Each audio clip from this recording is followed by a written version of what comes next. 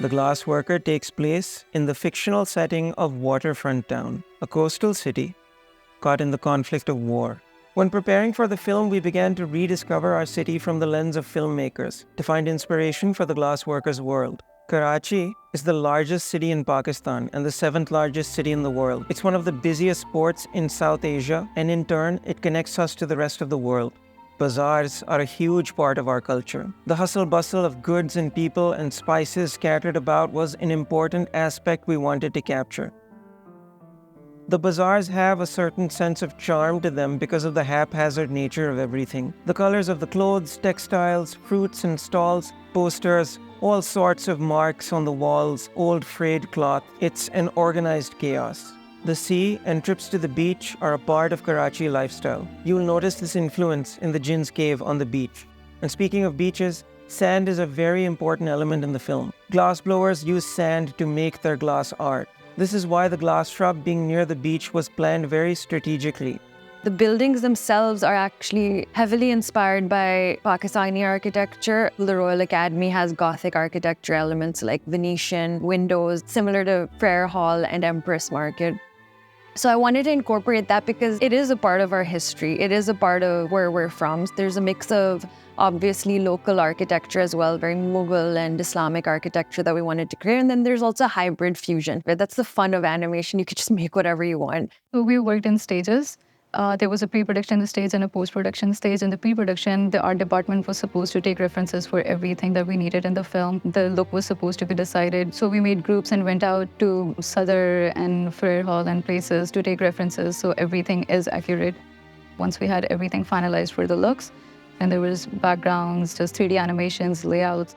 The goal for the art direction was to create a world that is believable and structurally sound. This meant mapping out the whole topography of Waterfront Town, its roads, cliffs, rivers, and bridges. The commercial district is where we find the primary location for the Glassworker, the Oliver Glass shop. So one of our first recruits was Rachel. She was our environment designer. She helped flesh out the architecture as well with our architects. The main idea that we wanted to incorporate in it was that the glass shop should be visible from everywhere when you're on a cliff or wherever in the fictional town.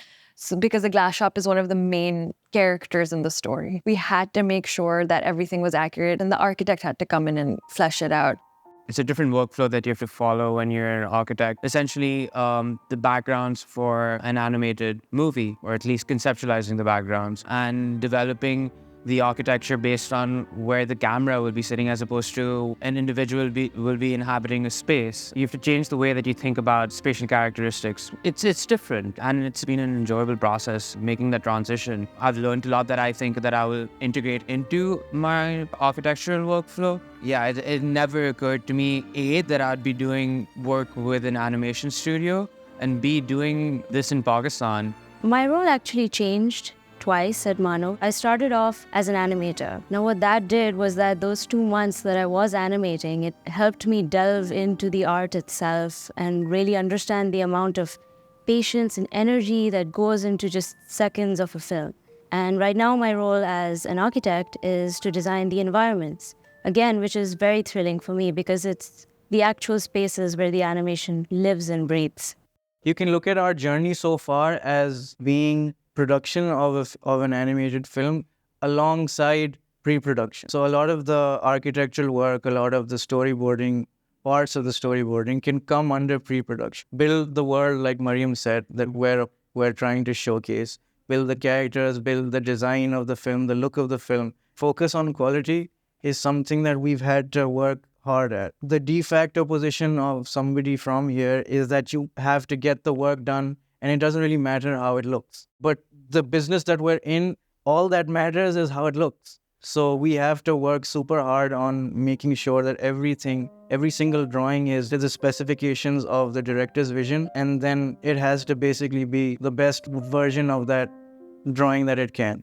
For our research and development, we were invited to the amazing Peter Layton's glass shop in London. Here we were able to study the meticulous process of how glass is made. We learned about the tools, the different processes, and became students in the art of glass blowing. Mariam sketched concepts and modeled glass sculptures, taking inspiration from the glass blowing studios we visited, capturing the colors and interesting silhouettes of glass. The art department analyzed the way glass looks, the lights, the darks, the shadows, the reflections, and tried to recreate it. Glass blowing is a very organic process. Once the glass is superheated, you won't have much time to work with it, as the glass starts to cool down immediately. One of the experienced glass blowers told us, you have to accept that it won't always turn out the way you expect it to. Don't make it do something it doesn't want to do. Structurally, the story is told in vignettes and flashbacks. The film is not linear. For the locations, this meant visually showing the passage of time. This was one of the most challenging aspects for the art department. The script jumps back and forth.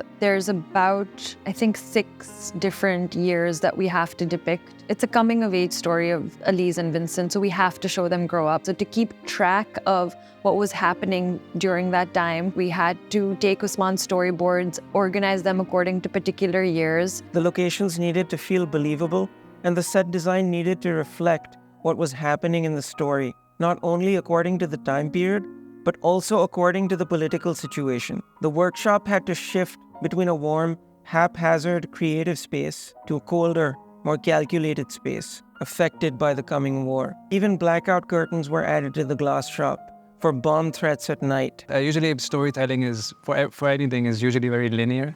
This is like you're going into flashbacks, you're going back to certain moments, and, as a background painter, you need to know what exactly was, placed on the table at a certain time, and then they might move it by the evening because of what went on in the story, so you need to know all that.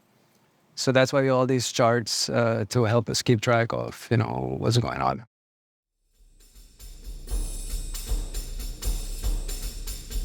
For the characters, we wanted to encapsulate Pakistan's local colors and characteristics. So with character design, we wanted to have a pretty distinct style. We really tried to hone our own thing. We do mix in a little bit of real proportions.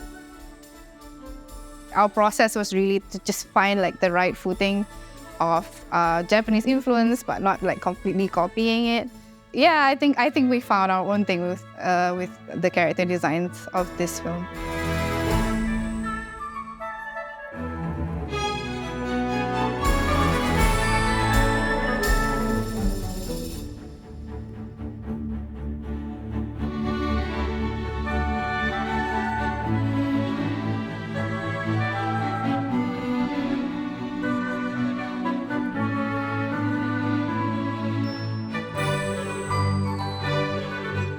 What the character design team actually does is that we don't just create the characters, we also make production boards, which is Usman's storyboards, and we add character design on top of that and any other asset that we basically need from art direction into that shot. And then animation moves it forward.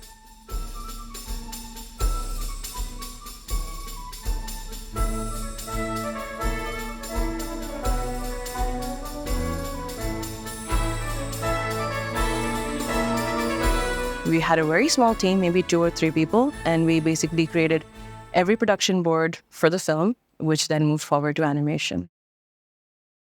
Vincent and Elise also come from different worlds. We wanted to show the difference of class, priorities, and values, which, aside from the war, is another subtle obstacle in their relationship. It takes a lot of consistent effort for a very long time, and we're trying to save a dying art form. We're trying to teach it to other people and learn it ourselves.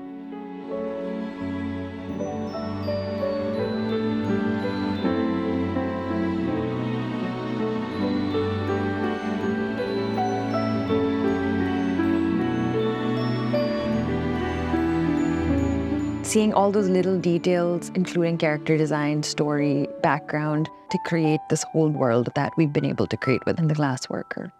I think seeing all those elements come together at the end is what makes it really worthwhile.